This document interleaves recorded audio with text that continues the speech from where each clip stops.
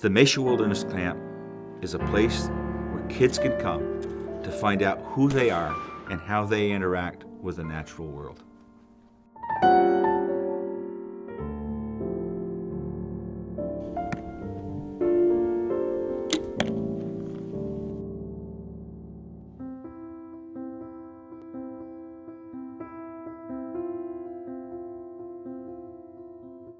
Hi, I'm Bonnie Machia, and the Machia Wilderness Camp was the vision of my husband Larry Machia, and he had actually started to plan the camp when he passed away in 2003. Larry and I used to talk about a dream that he had, which was to have a camp where kids could come and learn about nature and the interaction between humans and nature. Well, Larry and I both belong to the Faith United Methodist Church, so I got to know him through the church connection, knowing that he was an avid hunter, fisherman, and a very avid protector of our natural resources. And so Larry's vision was to, eventually build a camp and to teach the children, the youth of Vermont, how to protect our fauna and flora. And I think it's just a great vision that he had for the camp, and I am happy to be part of that.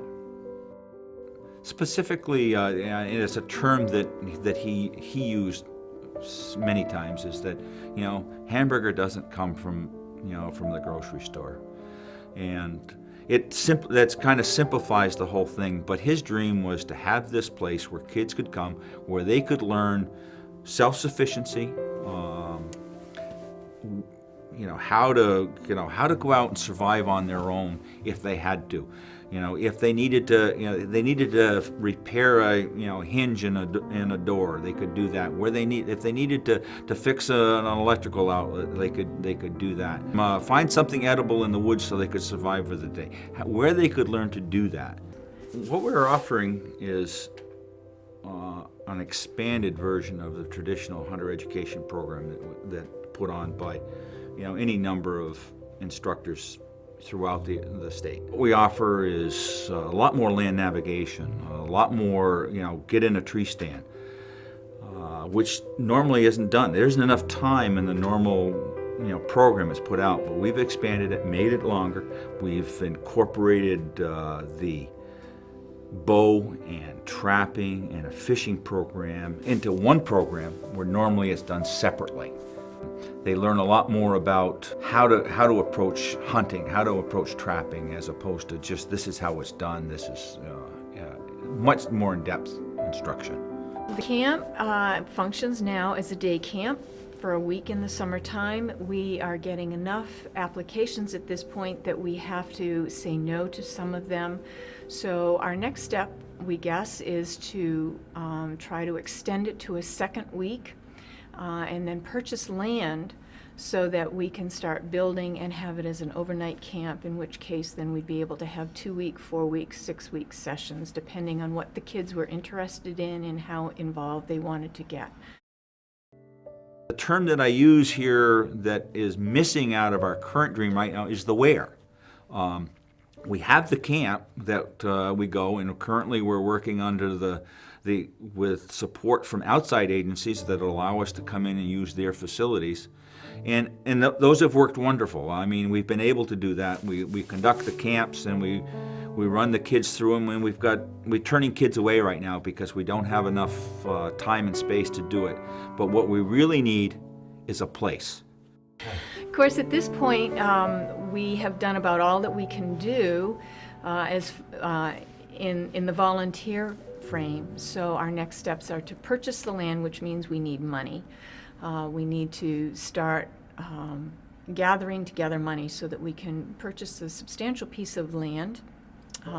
40 to 100 acres is what I see, possibly backing a chunk of land up to state property so that we'd have access to state property, learning land management on the land, building on the land. Well, right now we're hoping to start a capital campaign and find some organizations that would love to donate some money, maybe invest some money in the camp so that we can buy some land and eventually build a camp or buy land that has a facility on it where we can house these young students and teach them the responsibility of maintaining our forests in Vermont. And this camp would be used to teach them how to hunt and fish and bow hunt and that type of thing. So it's just a great opportunity for the youth of Vermont.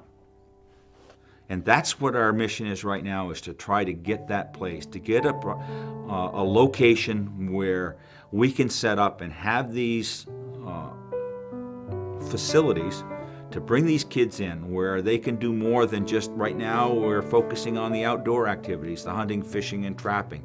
But let's get it, we sorely want to get into these other activities of self-sufficiency, the carpentry, the electrical, the plumbing, you know, even in today's world, the high-tech things we need to have, where they can deal life skills, where they can do that. Some of these kids that we deal with, even in today's world, don't have tremendous access to computers and not know all the things that they need. But we're looking for something that maybe we can offer that too.